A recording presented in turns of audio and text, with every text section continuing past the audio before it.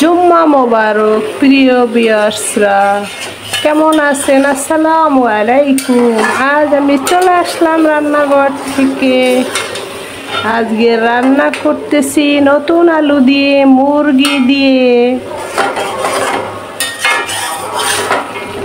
তো এখানে হলুদ পাউডার, মরিচ পাউডার, আদা রসুন, জিরা, গরম মশলা, দারচিনি, এলাচ, ধনিয়া পাউডার, জিরা পাউডার দিয়ে তেল দিয়ে মেখে এক পাকে তেলের সঙ্গে কষিয়ে কষিয়ে মুরগির রান্না করছি।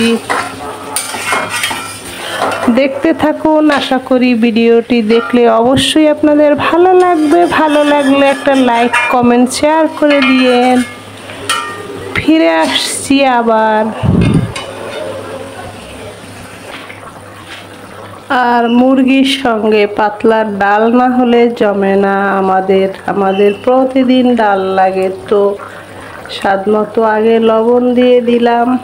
ডাল আগে সেদ্ধ করে নেব সবকিছু দিয়ে। ডাল রান্নার সঙ্গে যা যা দিয়েছি, ডাল সেদ্ধ সঙ্গে এরকমের একটা পাতা দিয়েছি জিরা বাটা, রসুন বাটা দিয়েছি, হলুদ পাউডার, মরিচ পাউডার, জিরা পাউডার, ধনিয়া পাউডার দিয়ে আগে ডালটা ভালো করে ফুটিয়ে তারপর জিরা ফোড়নে বাগার বা ফোড়ন দেব।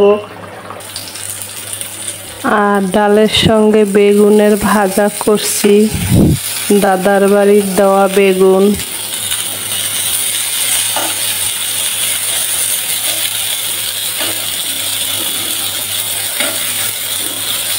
যারা আমার দাদাকে চিনেন না তাদের বলছি, ভিলেজ টাচ যে সুমনদা, সেই বাড়ির থেকে বেগুন, সবজি অনেক কিছু এনেছি। গ্রামের একদম ঐতিহ্যবাহী নিজ হাতে লাগানো অর্গানিক বেগুন এইটা।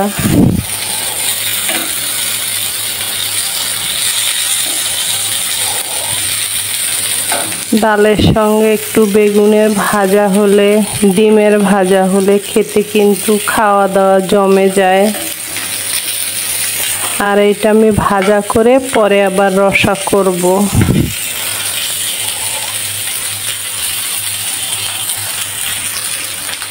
বেগুনগুলো ভাজা হয়ে গেছে, এর সঙ্গে ডিম ভেজে নেব। আর ডিমটা সেদ্ধ করে কেটে নিয়েছি। আর এই ডিম দিয়ে বেগুন দিয়ে একদম গায়ে মাখা একটা চচ্চড়ি করব।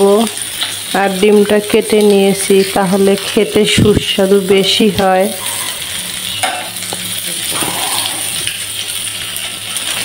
ডিম বেগুন ভাজা হয়ে গেছে, এখন সামান্য একটু আলু ভাজবো, হালকা মশলা এটা একটা গায়ে মাখা চচ্চড়া করব।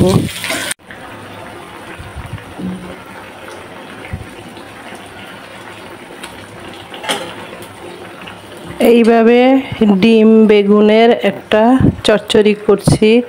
একদম জল শুকিয়ে নেব এই বেগুন আর ডিমের। এটাও কিন্তু খেতে খুবই সুস্বাদু। হালকা জিরা বাটা, অল্প পেঁয়াজ দিয়েছি। ব্যাস, মজাদার রান্না, খাওয়া দাওয়া আজও।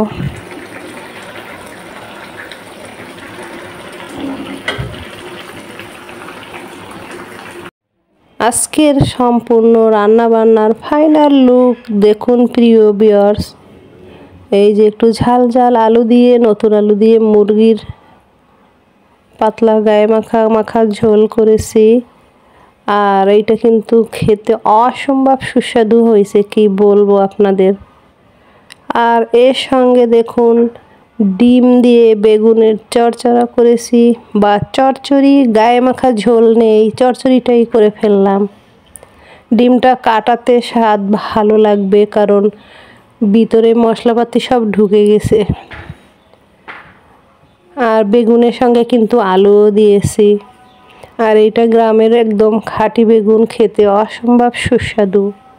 আর স্পেশাল পোলাওয়ের পাতা দিয়ে এই যে একটা পাতলা ডাল করেছি, এইটাও কিন্তু খেতে অসম্ভব সুস্বাদু। তো আজকের খাওয়া দাওয়া, রান্না বান্না এই অবধি। ভালো লাগলে পাশে থাকবেন, ফিরে আসবো নেক্সট দিন। আল্লাহ হাফেজ।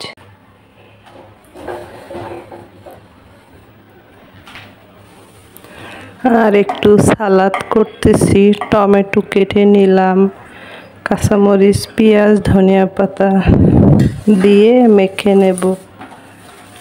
গরম ভাত, ভাজা মুরগি ডালের সঙ্গে একটু সালাদ হলে ভালো হয়। কাঁচামরিচ পেঁয়াজের সঙ্গে কিন্তু লবণ দিয়েছি, তবে লেবু রস দিলে কিন্তু সালাদের স্বাদ দ্বিগুণ হয়। আর শসা আর টমেটো মিলিয়ে সালাদ একত্রে না করাই ভালো। এর সঙ্গে বাঁধাকপি দেওয়া যায়, ফুলকপি, ব্রোকলি, কিন্তু শসা দেওয়া যাবে না। শসা দিলে গ্যাস হয়ে যায় পেটে, বয়স্করা খেতেই পারবে না, খেলে সমস্যা হবে।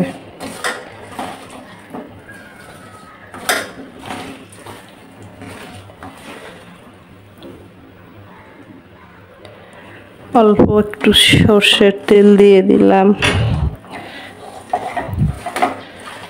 শুক্রবার সবাই খাবে, পরিবার পরিজন এক জায়গায়।